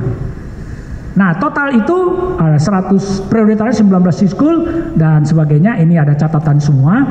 Dan kemudian terakhir, jadi ini ada kira-kira periode sekitar 2 tahun, Pak. 2 tahun. Jadi 2012 pada bulan November sampai 2014 pada bulan Oktober. Nah, ini akumulasinya. Nah, ini satu hal baik dari segi cycles dan sebagainya. Nah, data menunjukkan yang kami lihat ini Agusta Westland ini AW101 646 manufacturing 502 telah digunakan oleh pihak Agusta untuk berbagai keperluan, nggak ada kaitan dengan proses pengembangan atau pengujian pesawat, ya, tapi tidak jelas untuk apa. Jadi ini satu hal. Yang berikut, kemudian kita coba telusuri sejarah operasi. Ini dipakai apa saja, dan untungnya ini adalah seperti saya katakan tadi, tidak ada rahasia. Ya, nah, karena semua ini ada, dan kita bersyukur dengan kemudahan untuk cari informasi. Nah, kita mencoba menelusuri MSN 50248. Ini ya, jadi atau construction number 50248. Ini ada beberapa. Nah, jadi kalau lihat ini sudah diproduksi dalam bentuk jadi pada akhir, sedangkan kontrak ya saya pikir sedangkan kontrak dengan DJM dengan TNU itu 2016. Ya, nah, dari penelusuran ini ini adalah helikopter konfigurasi VVIP. Di Inggris itu diregistrasi, didaftarkan itu dengan kode ZR343. Ya, jadi kita sekarang sudah tahu, oke, ZR343. Nah, registration number ini bisa berubah, ya, karena kalau dia berpindah tangan, terutama berpindah negara, ya, maka masing-masing negara itu punya sistem registrasi yang berbeda. Ya, kalau di sipil itu pakainya PK. Jadi kalau sipil ya, kalau Amerika dia pakai N, Inggris pakai G. Jadi kalau saya beli pesawat dari Amerika bekas, masuk ke Indonesia saya registrasinya bisa berubah. Tetapi karena kita punya MSN, Manufacturing Serial Number, kita bisa telusuri ini dulunya milik siapa. dipakai oleh siapa? Karena pakai. Nah, kemudian kita bisa telusuri dari registration number ini pernah dipakai oleh siapa saja dan untuk apa? Itu kira-kira. Nah, ini yang saya temukan dari Haga. Jadi ini sudah dinyatakan mungkin sebelumnya. Oke. Jadi sudah diproduksi pada tahun 2012. Jadi meyakinkan, mengkonfirmasi kembali. Yang kedua, setelah itu, nah dari sana kita tahu, next, ini sebenarnya awalnya adalah versi VVIP untuk pesanan Angkatan Udara India. Nah, waktu itu dia pakai MSN 5024 itu sebagai AW 1016441. Tadi saya katakan versi seri 6 ini adalah versi VVIP. Jadi konfigurasinya sama. Kemudian ternyata karena saya Angkatan Udara India membatalkan. Nah, kemudian itu dipakai oleh Agus Tawelan untuk berbagai keperluan. Saya pikir itu kenapa kita melihat ada banyak akumulasi penerbangan. Tanggal 4 September 2014 ini dipakai oleh Perdana Menteri Inggris UK David Cameron dan delegasinya untuk penerbangan pada NATO Summit Wales pada tahun 2014. Jadi dipakai untuk bukan dalam rangka pengembangan, bukan dalam rangka tapi untuk keperluan lain. Itu kira-kira. Saya pikir itu cukup. Ya, jadi, nah kemudian ada terakhir itu. Ya, ini saya bilang. Nah, kalau lihat modifikasi, ternyata ini tidak diapa-apain, Pak. Jadi dari versi VVIP, ya, oleh Agus Tawelan, ketika dia menjadi A646, maka sebenarnya ya jelas, Pak, tidak akan ada rem door, tidak akan ada sliding door, karena seri 6, Pak. Ya. Dan itu, jadi itu tidak ada perubahan apa-apa. Perubahannya itu sifatnya minor, hanya internal. Jadi kursinya diganti dan sebagainya. Mungkin yang tadinya mungkin pakai karpet yang bagus dan sebagainya untuk versi untuk versi VVIP, sekarang ya ini untuk serdadu, kira-kira begitu. Itu saja. Jadi perubahan yang dilakukan itu minor. Waktu untuk diserahkan kepada TNI Angkatan Udara Indonesia. Dari plate number, ahli kan pernah bekerja juga di IPTN ya. Apakah pernah menemukan pengalaman ahli ya dalam melihat mengidentifikasi sebuah produk pesawat? Kemarin salah satu saksi menerangkan bahwa pada saat barangnya datang tidak ada plate-nya, kemudian plate-nya baru dipasang setelah ada pemeriksaan dan plate-nya dibuat di Bandung. Ya, itu di situ tadi ahli sudah menerangkan ada varian, build number, manufacture date, engine type, terus di bawahnya ada kotak date C of C 01/10/2017 Indonesia Air Force. Apakah ahli sering menemukan dalam hal plate number seperti ini dalam mungkin kajian ataupun sepengetahuan dari ahli terkait plate seperti ini? Ya. Karena kalau saya biasanya melihat manufacturer, nanti sebelahnya siapa penggunanya kalau di penerbangan sipil. Tapi kalau ini, apakah ahli bisa melihat dalam kaitannya plate manufacturer yang biasanya diserahkan kepada customer, apakah bentuknya seperti ini? Ada date C of C. Apakah ahli bisa memaknai tidak date C of C ini di dalam disiplin dunia dirgantara, terutama dalam registrasi terkait produknya? Bisa diterangkan? Ya, terima kasih. Ya, Itu memang 2017. Jadi itu COC itu adalah Certificate of Conformity. Jadi sertifikat yang menyatakan bahwa produk ini sesuai dengan desain atau requirement. Ya, itu kira-kira. Tapi mungkin supaya agak jelas, saya kembali ke slide 19.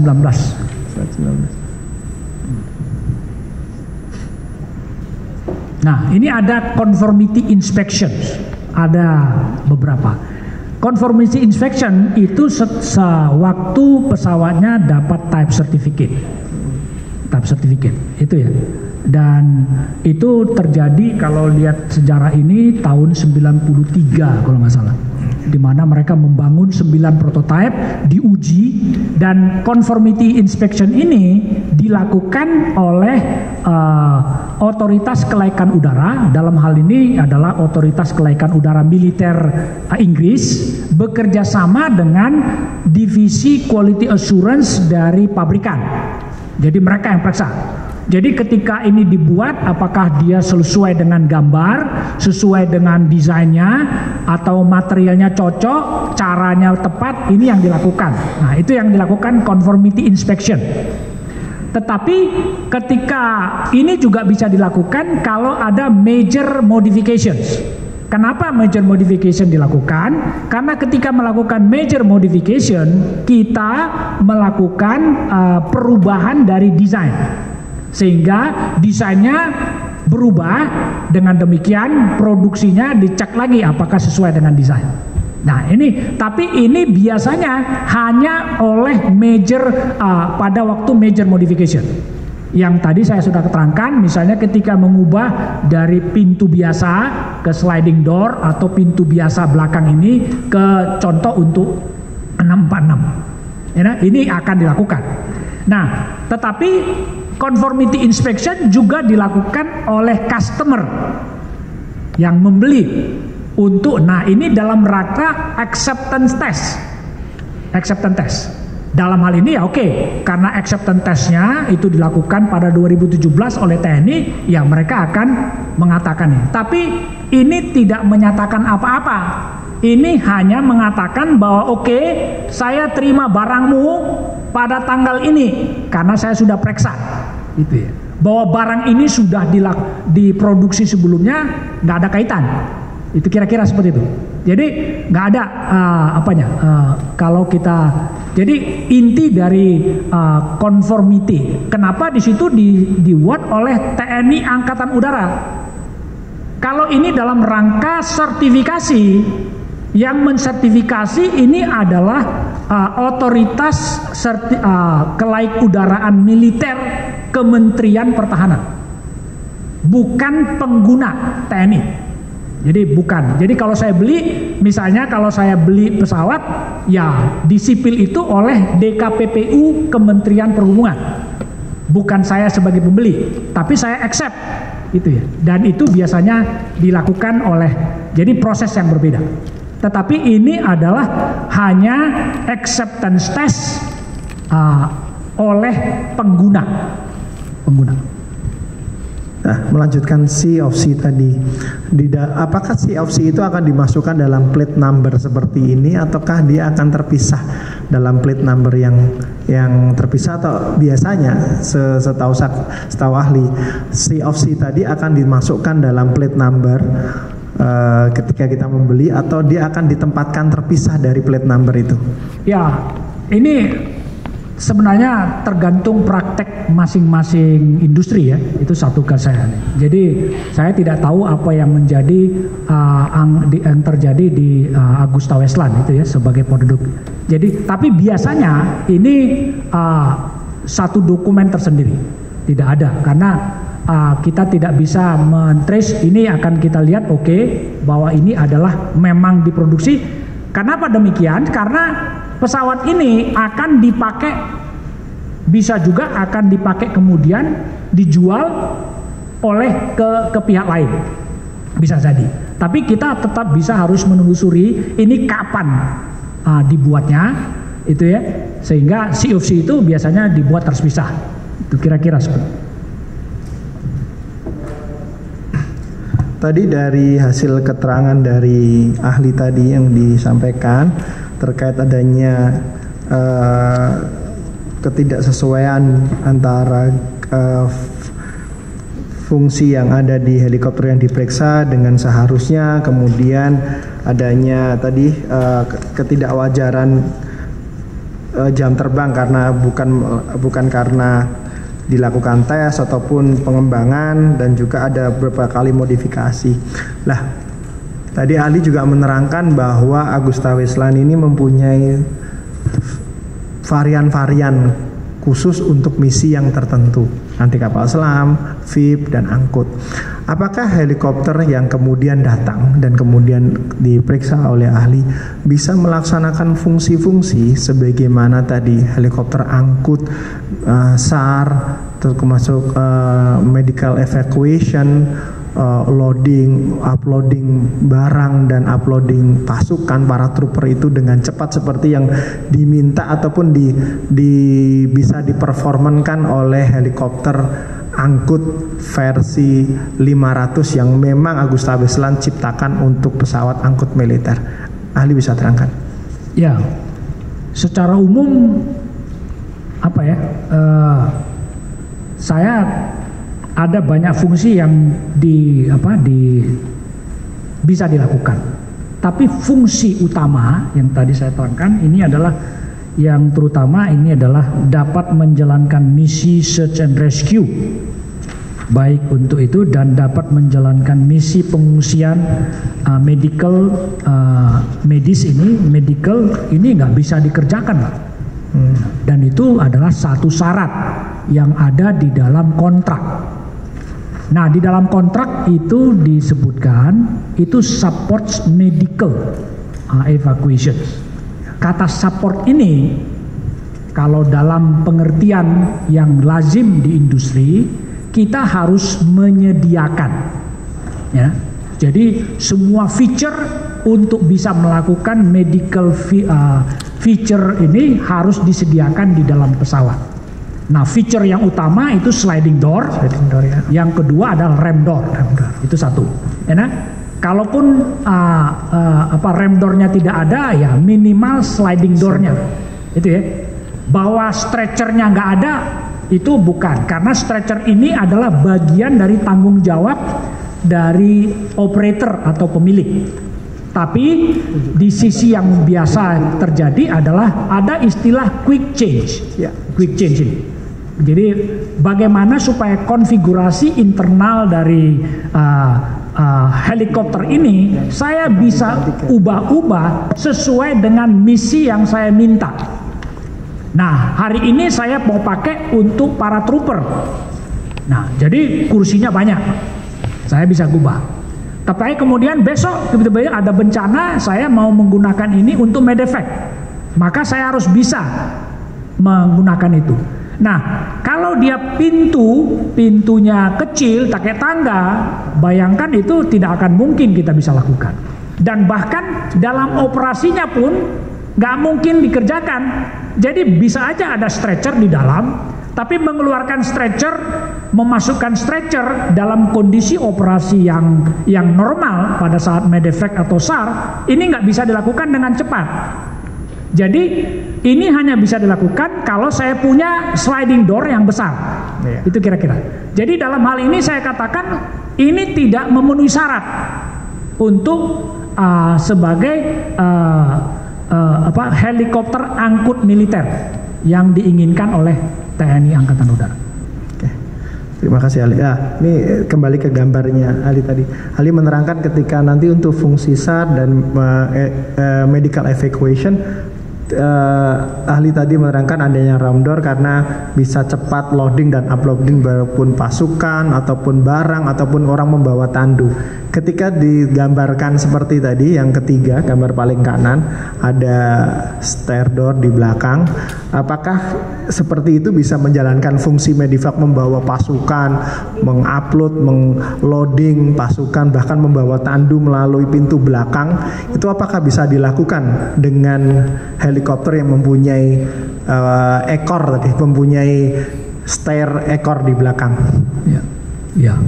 Ya ini coba bayangkan Pak, kalau kita ngangkut tandu Pak, Ya. tandu itu yang standar itu mungkin ada di halaman 40 Pak. Jadi tandu itu nanti ini adalah versi angkut untuk medevac. Mungkin bisa dibesarkan 40.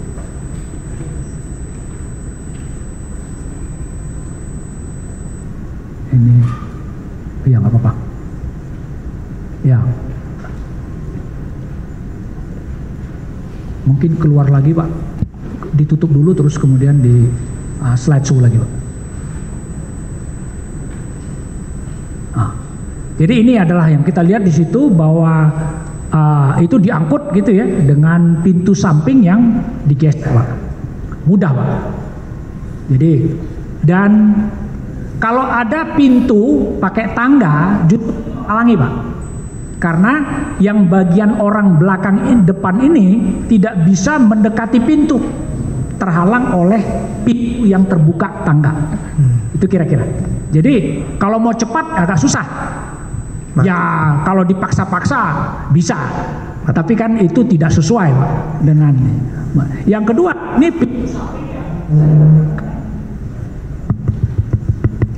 Masih bisa. Halo. Jadi itu ada juga sliding door. Jadi kita punya sling, kita bisa menurunkan orang, menampung orang untuk baik untuk keperluan SAR. Jadi ada dipasang. Slingnya itu bisa jadi tidak langsung disediakan, tapi struktur karena ini dipasang pada rangka pesawat, maka rangka itu harus kuat untuk mengangkut sling yang berapa beratnya. Tadi kalau kita lihat yang ringan itu 500 kilo Pak, setengah ton. Jadi dia harus bisa menahan beban seperti itu. Jadi, nah ini kan nggak ada. Jadi berikutnya, nah ini adalah AW101 versi yang militer angkut untuk baik untuk para truk, untuk serdadu maupun untuk SAR, medevac. Nah itu standar Pak. Jadi ada kalau lihat itu memang tidak terbuka pintu yang sebelah kiri, itu pintu geser. Tapi kalau kita lihat tuh ada di tengah ada garis Pak. Itu relnya Pak. Jadi rel. Jadi kalau kita lihat itu ada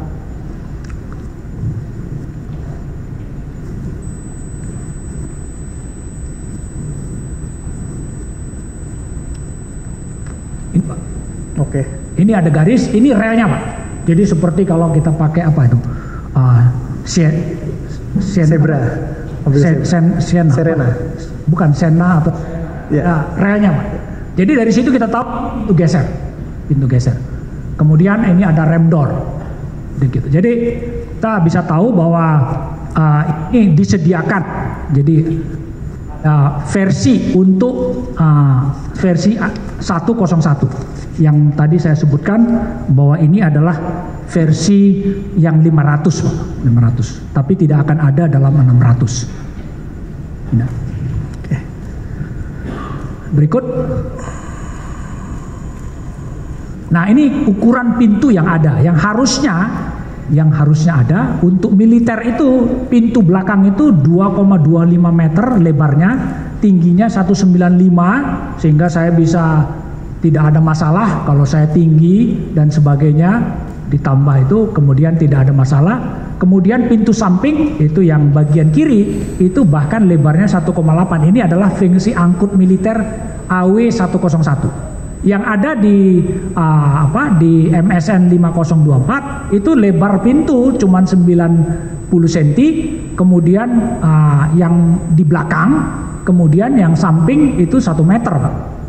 Nah, sebenarnya stretcher itu ini standar itu 65 cm Pak. Jadi 65 cm. Jadi agak susah kalau kita ngangkut kemudian kita bawa orang gitu ya. Kalau ada 2 orang kiri kanan untuk masuk dengan pintu yang sempit seperti itu. Ini, nah akhirnya apa? Bahwa jadi kita tidak bisa cepat melakukan evakuasi atau melakukan pertolongan. Itu kira-kira dampaknya. Nah supaya ini bisa jadi fungsi medevac dan SAR, maka harus diubah itu ya. Dan bahkan di sisi lain karena ini pintu dengan tangga itu akan lebih mudah, lebih susah lagi Pak, lebih susah lagi.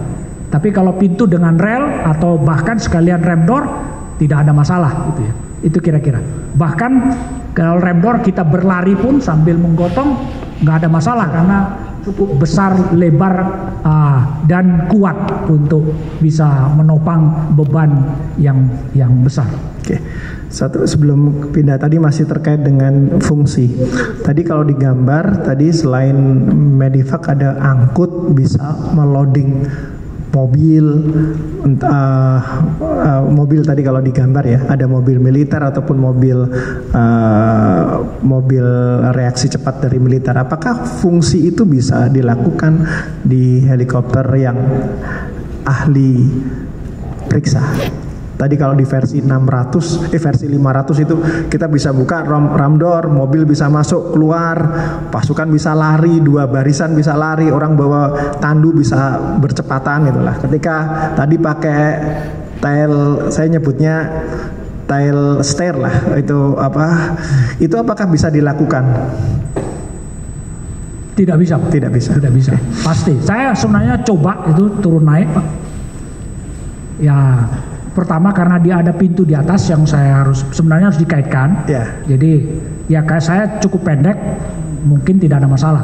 Tapi ketika naik itu sendiri pun, maka itu juga karena ini sebenarnya pintu tidak langsung bertumpu ke tanah, gitu ya. Dia menggantung, jadi digantung oleh hidrolik. Jadi kalau saya lakukan itu hidroliknya bisa copot cepat tuh. Ya, apalagi kalau ada misalnya ada 3 orang yang ngangkut tandu. Itu tidak dirancang sedemikian. Saya pikir ini satu hal. Jadi yang pasti, apalagi kalau bawa kendaraan tempur, rampur, ya, nggak bisa masuk juga, nggak bisa masuk pasti, juga, nggak bisa masuk. Jangan-jangan pintunya copot, rusak Pak. Dan hidroliknya nggak akan kuat. Itu langsung hidroliknya akan lepas, itu tidak bisa patah Pak. Ya. Saya cukup mungkin dilanjutkan oleh teman-teman. Terima kasih ahli. Ada teman-teman mau lanjutkan? Mas Ali. Yang lain ada nggak? Kalau nggak cukup, biar ke penasihat hukum. Kalau cukup, ada. Silakan.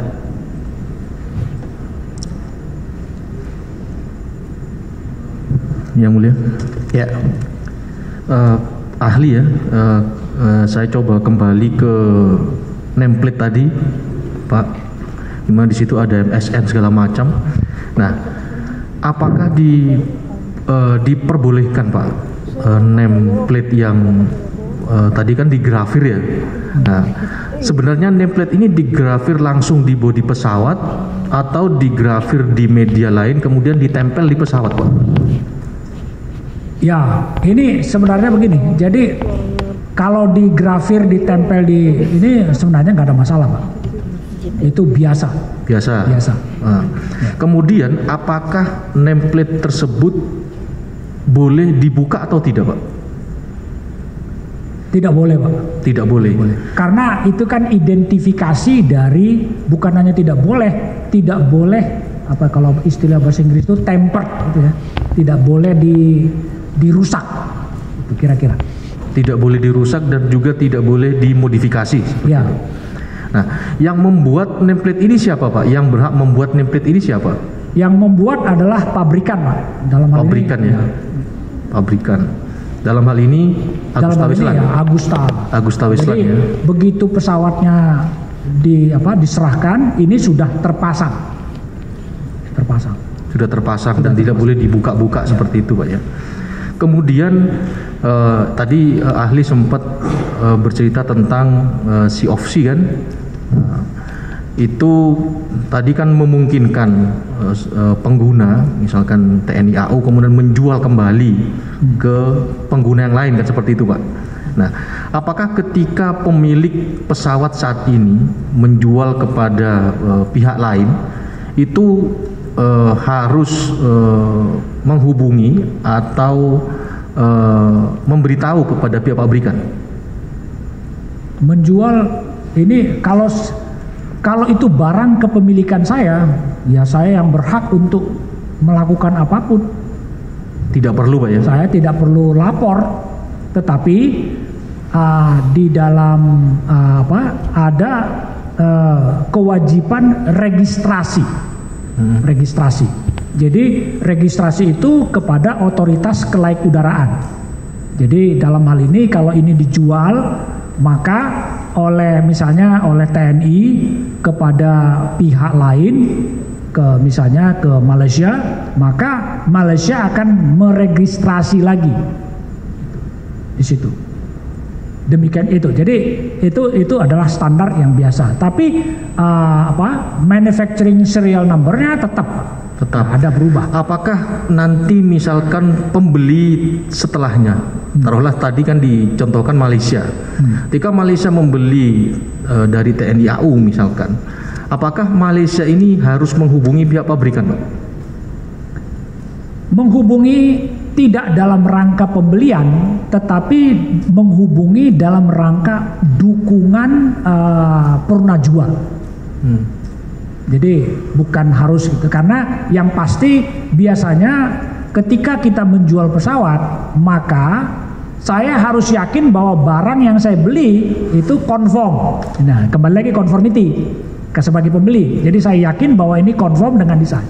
Jadi saya periksa semua sejarah dari operasi, sejarah dari modifikasi, sejarah dari penggunaan dari atau perawatan dari pesawat ini yang melalui record. Dan itu harus dikembalikan pada kondisi, ini adalah kewajaran, kita kembalikan pada kondisi yang konform. Konform ini sesuai dengan desainnya, Pak. Itu kira-kira. Nah ini jadi kita harus begitu. Nah oleh karena itu, untuk menyatakan conformity itu, maka ya ini oleh pembeli berikutnya ya dia melakukan pemeriksaan ulang. Gitu ya. Tetapi kemudian ada kasus yang lain adalah karena di dalam operasi pesawat itu ada namanya sertifikat kelaikudaraan, certificate of airworthiness. Nah, tidak ada satu pesawat pun di dunia ini yang boleh terbang kecuali dia memiliki certificate of airworthiness yang berlaku. Nah, certificate of airworthiness ini berlakunya cuma setahun dan bisa diperpanjang, diperbaharui. Nah, ketika itu kita perbaharui, yang pertama syaratnya adalah conformity. Jadi kesesuaian dari produk ini terhadap desain. Nah, oleh karena itu ya ini bisa kita minta kita minta bantuan, bisa ke konsultan, atau bisa ke pabrikan. Nah, ini satu hal. Jadi ini sudah biasa. Jadi di Indonesia banyak konsultan memeriksa, oke, coba cek ini sesuai nggak? Nah, itu yang satu. Yang kedua, saya harus melakukan semua kewajiban yang diharuskan oleh otoritas kelaikan udara. Misalnya kita harus melakukan perawatan. Itu kan perawatan, dan kita seperti tadi saya katakan ada perawatan yang jatuh tempo berdasarkan flight hours, ada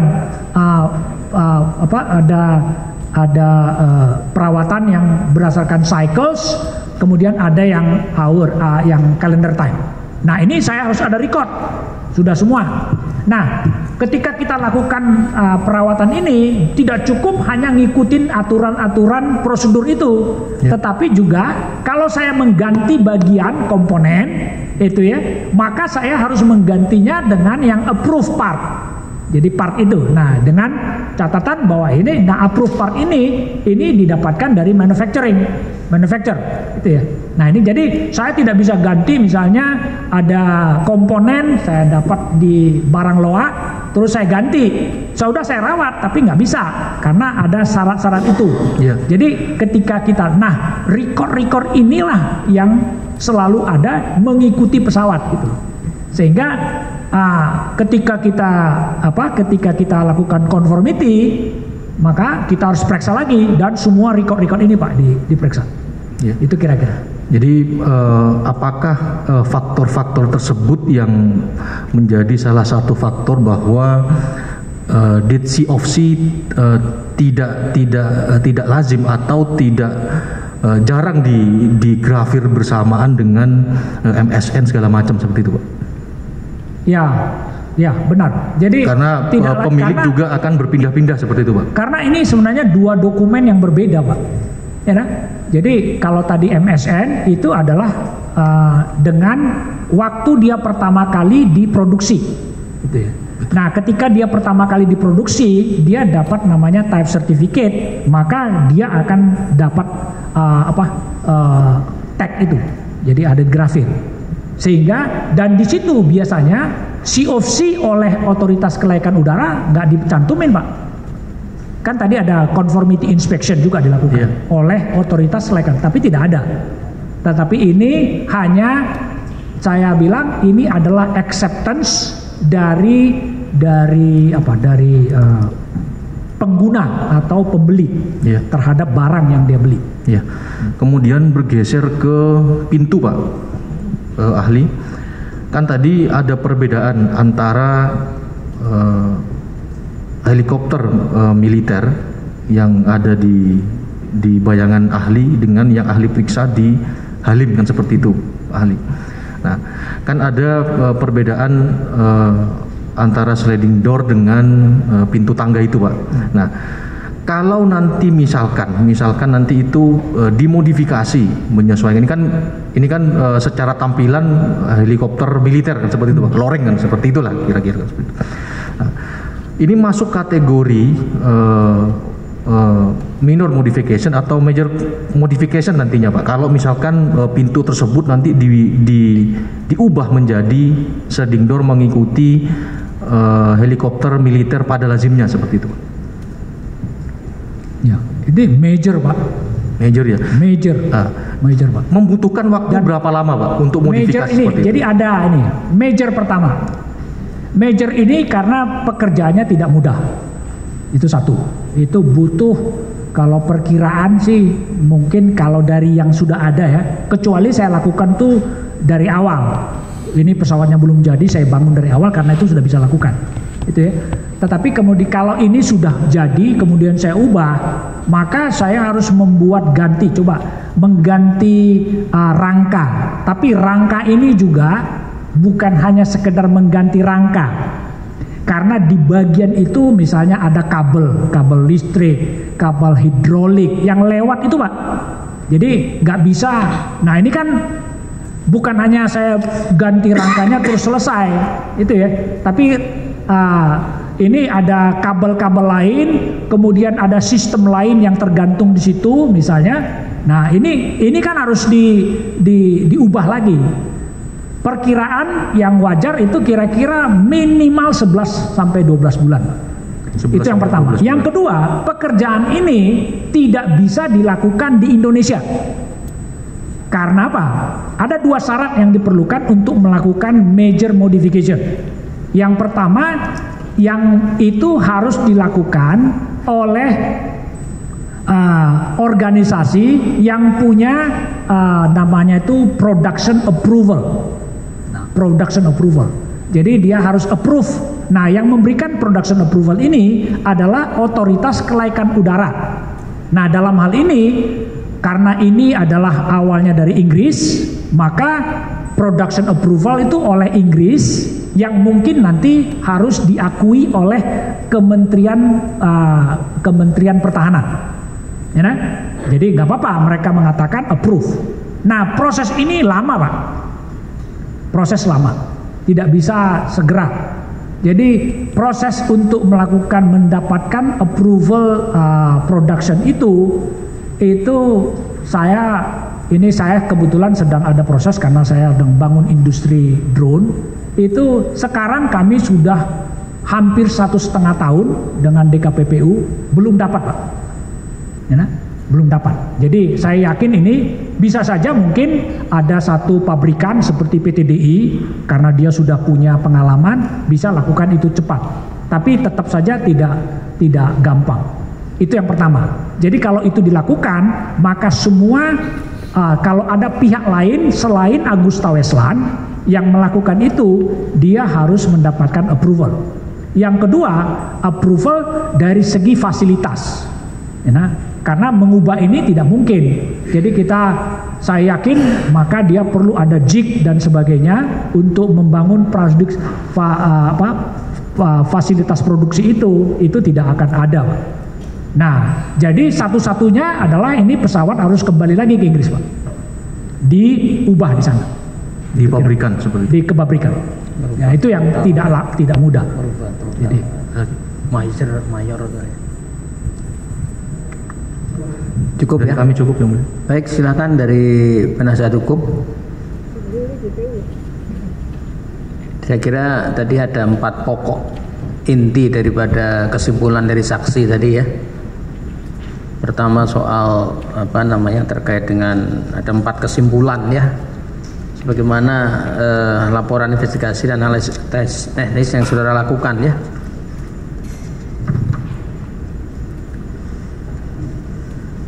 Jadi berangkat dari sana, silahkan dari penasihat hukum.